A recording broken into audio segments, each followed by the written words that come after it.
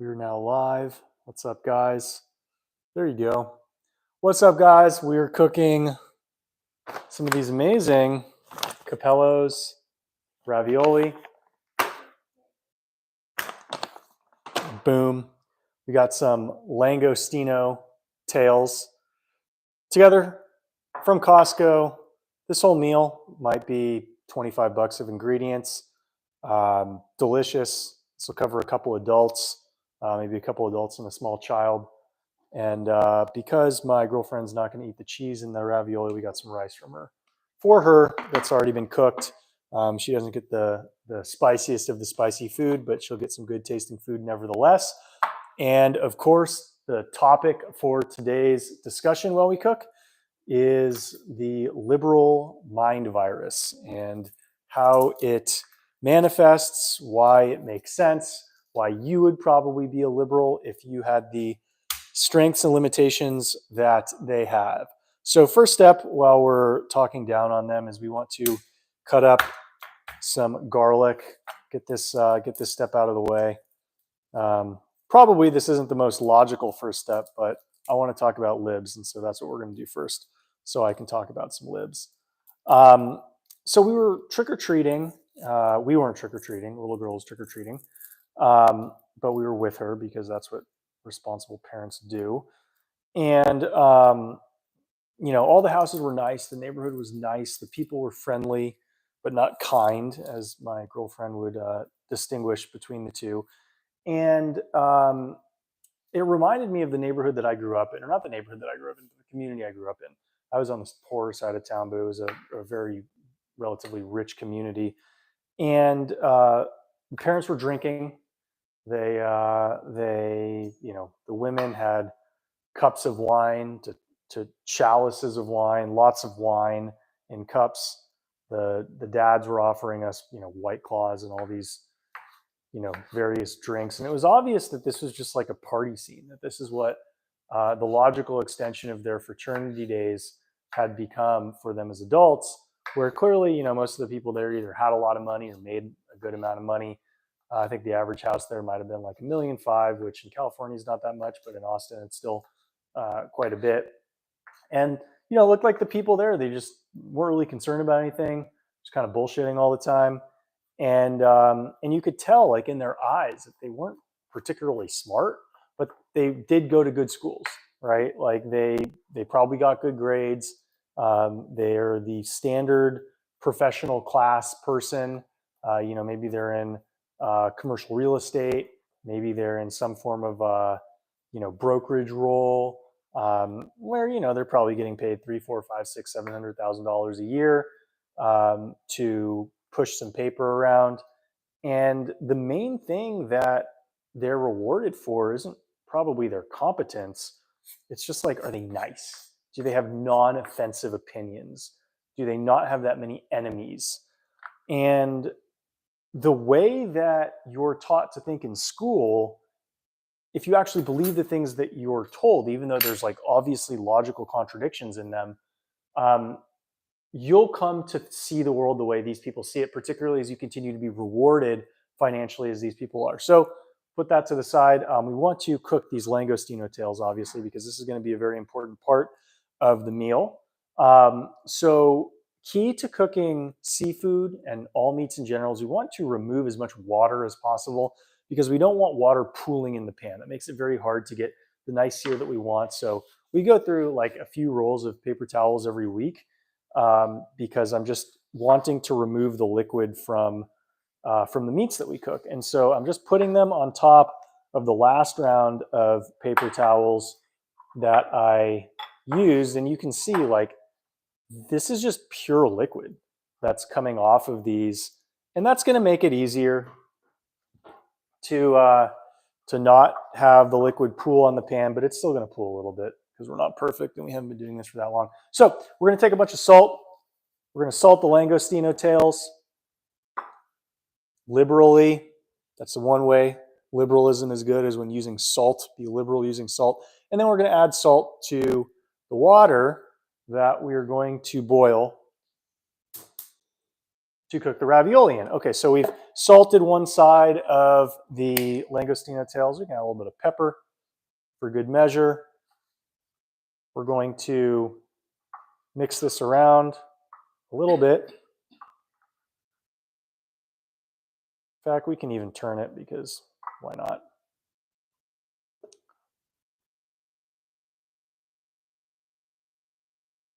More salt.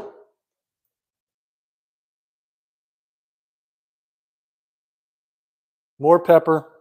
Then we'll mix it with our hands. We should wash our hands before we do this. I hope that's a step that I don't need to show you guys how to do. Mix the meat. And then we're gonna use another round of paper towels because it still feels quite liquidy in there. If you guys have questions, obviously drop them and we'll comment on liberalism as it has been infecting the white collar workforce for quite some time. But the most important thing, okay, so the reason why liberalism in its present form can spread has a lot to do with how white collar workers are selected for. They work in large teams at corporations. It's fairly difficult to tell who does what very commonly. Corporations don't make money by paying people what they deserve to be paid. And if you work at a corporation, you might notice this. And so, you know, the most important thing is that you don't get taken out at the kneecap during performance reviews if you want to stick around. Wash my hands regularly because I'm always handling meat. So if you don't want to get taken out at performance reviews, it helps to be nice. It helps to actually be misguided about how the world works. It helps to think that if we were just kinder to each other, that everything would work out. And obviously that's not true, but in many areas in life, you're rewarded for misconceptions. You know, I was a professional athlete. I realized that a lot of my peers were rewarded for their inability to think logically. Sports don't reward you for logical thinking, they reward you for confidence in the face of adversity. And so every environment will select for some degree of irrationality. All right, step number one, let's be very liberal with the ghee. That's probably a little bit too much for step number one, but we'll put, say, a tablespoon of ghee on the hex clad.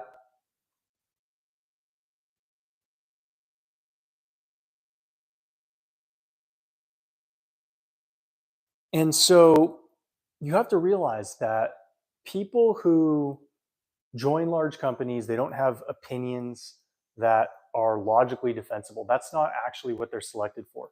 They're selected for their ability to fly under the radar, to sense what opinions can be had without ruffling a lot of feathers. And so if they can just escape the daggers that exist in corporate America, they'll eventually rise. Because corporate America is a survival game. If you're just there long enough, eventually you rise. If you selected a company that's in a growing market.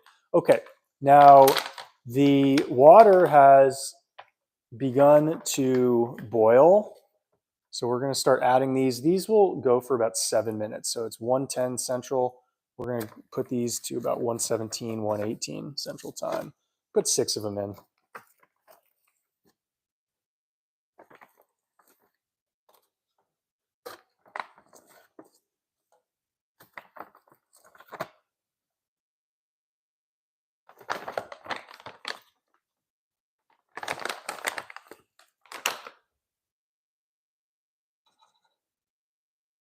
All right, so this has gotten nice and juicy.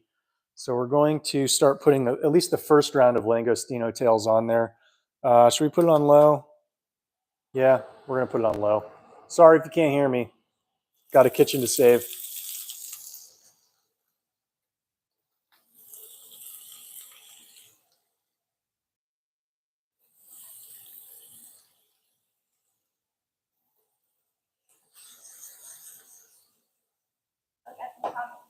What we got?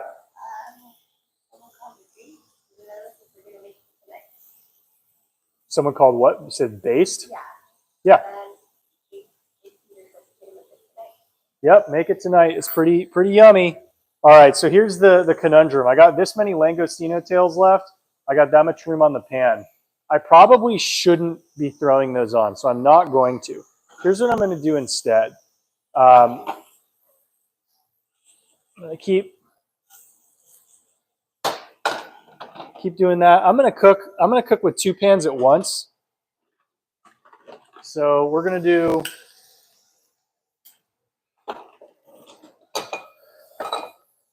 do a back burner pan or a front burner pan at the same time, so we can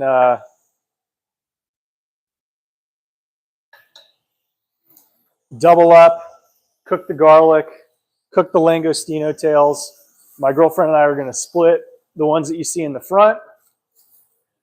And these only need to be cooked for a few minutes.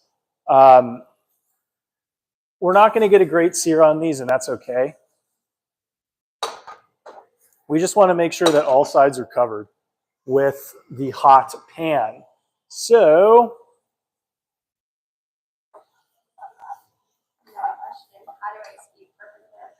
well, tell me what you're doing first. So, to escape corporate America, it's like you think about you're a slave escaping the plantation. You need a roadmap out, but you also need resources. So the more money you can save, the more of a side hustle you can start while you're doing it. All of these things make things easier. So, you know, when I escaped corporate America, I had 6 figures of liquid savings, and my side hustle, which is what I'm doing now, is actually doing $10,000 a month already. So that was a little bit of a cheat code. One thing that made it just insanely easier is having a job that doesn't require you do a ton, because you're going to need to dedicate a lot of time to escaping corporate America if you want to escape corporate America. Pause for 1 second if you want to fill me in with those details in the comments, what you do, perhaps how much you make, how much you can save. That'll help. I'm going to add garlic to this pan.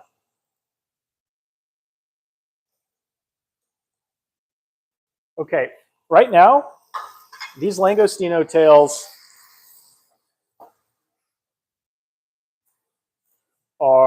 these are done.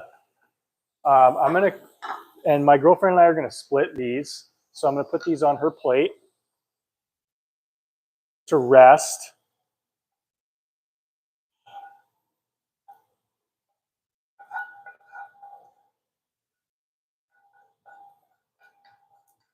And then one of the coolest ways to clean a pan that you've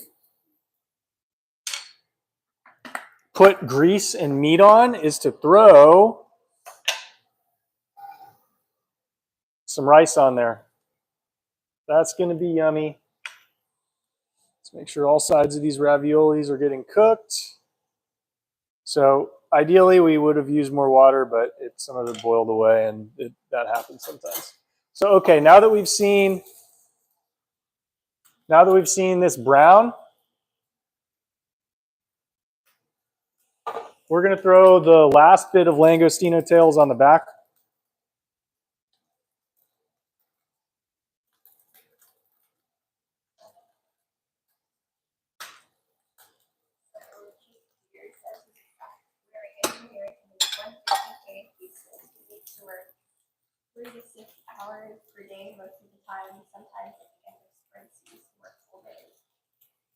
Okay, so that's not a terrible setup. I think if I can guess, and Jake, fill me in with some details. He wasn't the one. What did he ask before? Oh, okay. Okay. Well, Jake, if you're interested in escaping corporate America, I can give feedback as if you were the one who asked me how to escape. By the way, this is amazing. Look at this awesome garlic. We're going to add a little bit more ghee. You should be wearing shirts or aprons when you cook. So, but you know, I got some abs to display on this live stream, so I'm not doing that. All right.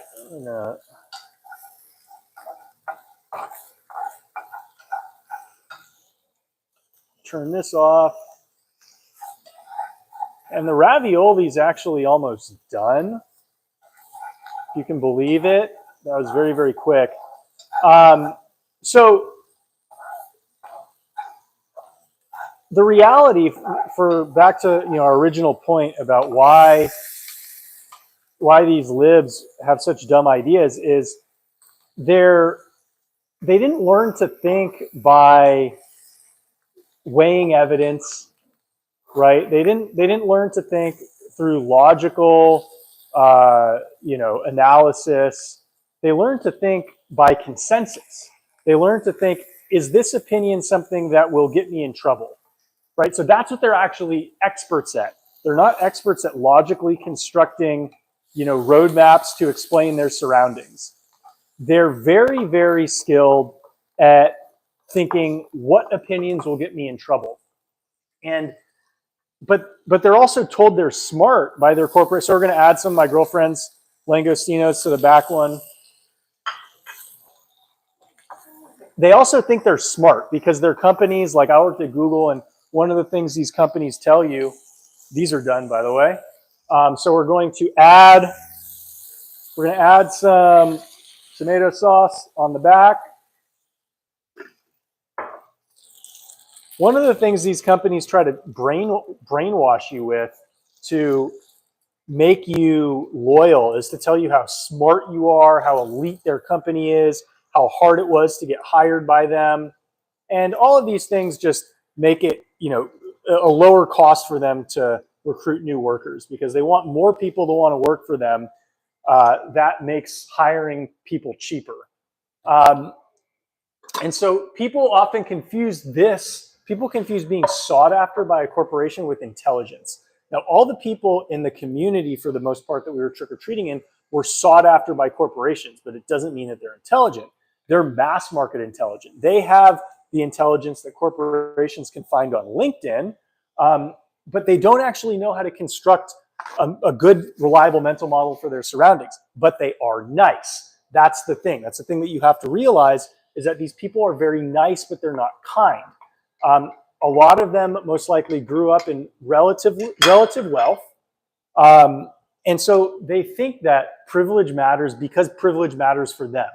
They think being kind is supremely important because being kind is what has masked their skill deficit or their intellectual deficit.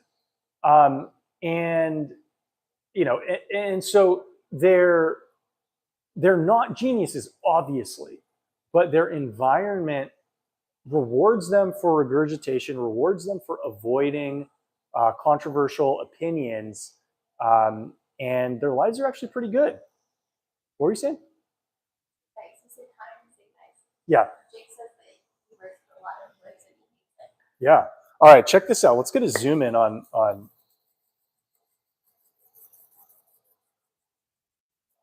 that.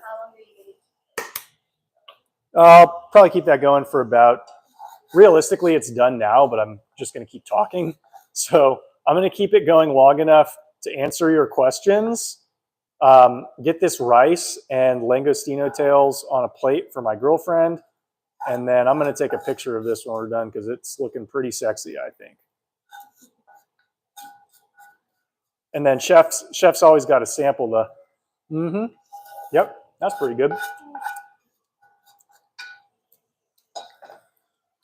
Oh, we got to do the money shot.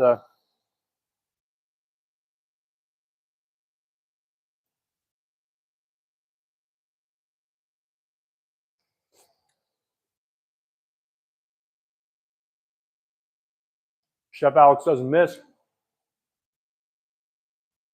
You guys have any questions about libs, working in corporate America, escaping the plantation? You probably all follow me on Twitter. DM me there.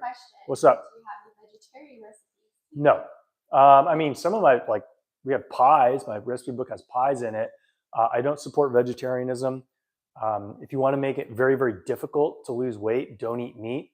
One condition that I have for working with people is that they, at the very least, you can eat seafood, you can eat birds or fish, hopefully.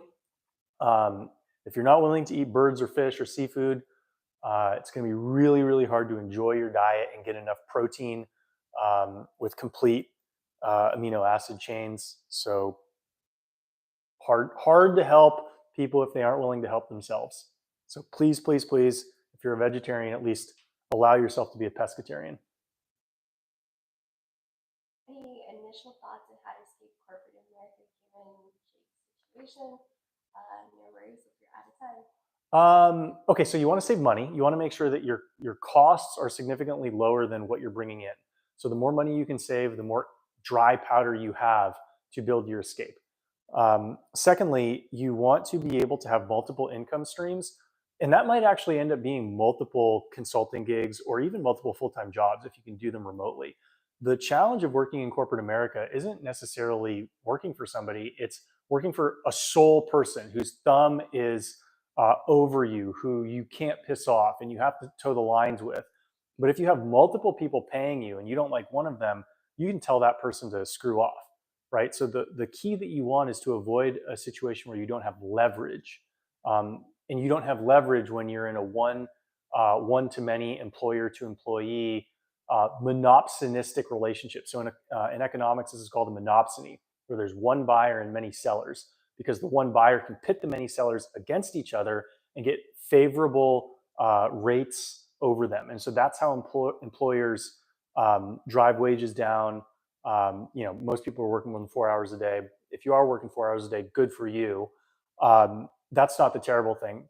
The terrible thing for most people who are working 4 hours a day and want to escape their job is that they just don't have meaning in their lives. So one thing that really helps is going to the gym for me, where you can see yourself progressing independently of a corporate evaluation. Or if you have more time, you can volunteer with people who are perhaps less fortunate than you. Reminders that you are actually doing well, independent of a corporate evaluation, will keep you sane, they'll keep you happy, they'll keep you healthy, and ultimately they'll help avoid developing the mindset of a corporate serf. Cool. Thanks, guys. Bye. See you on Friday.